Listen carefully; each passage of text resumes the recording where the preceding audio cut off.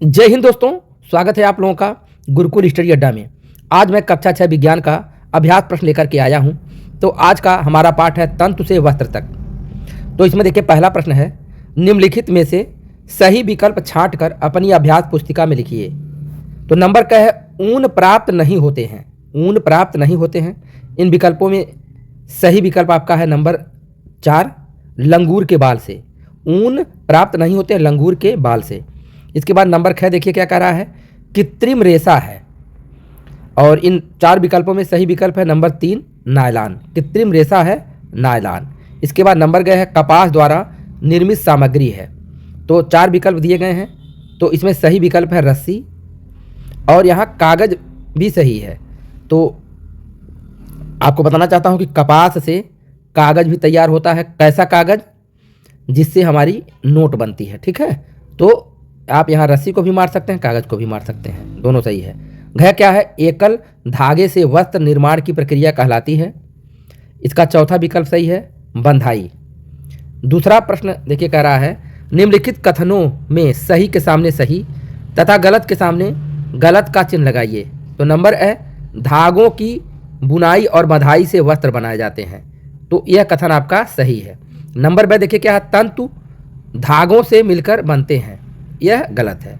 Number 6 देखिए क्या है, जूट प्राप्त करने के लिए पटसन की फसल को पुष्पन अवस्था में काटते हैं। कथन सही है। रेशम कीट के कोकून से रेशम धागा प्राप्त किया जाता है। सही है।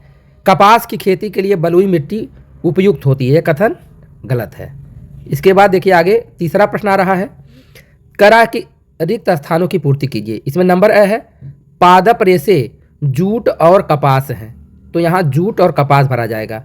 नंबर ब देखिए क्या, रेशम और ऊन जंतु रेशे हैं। तो यहाँ रेशम और ऊन भरा जाएगा।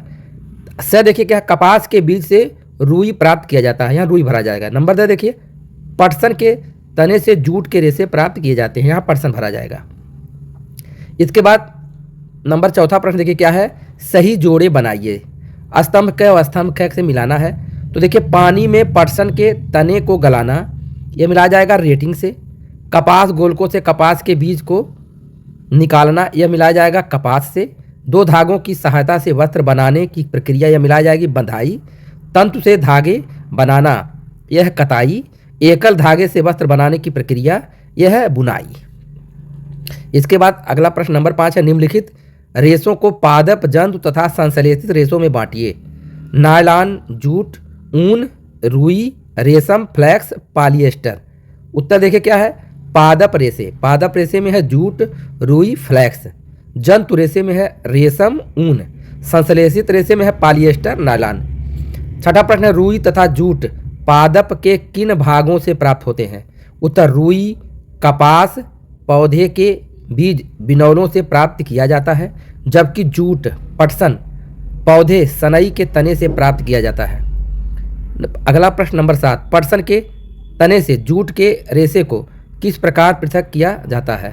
उत्तर, पटसन सनई के तनों को बंडलों में बांधकर किसी स्थान पर रुके हुए जल या तालाब के जल में डुबोकर रखते हैं। 4-5 दिनों के बाद पौधों के मुलायम भाग गल जाते हैं और रेशे स्पष्ट दिखाई देने लगते हैं। गले हुए पटसन के तने को हाथों से झटका देकर पीटा जाता है और इसके बाद जूट के तंतुओं को खींचकर निकाला जाता है।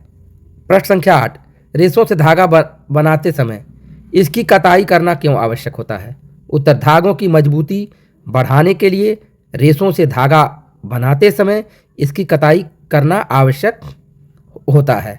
नंबर 9, प्रश्न संख्या, कपास से सूती वस्त्र बनाने में प्रयुक्त प्रक्रमों को क्रम से लिखिए।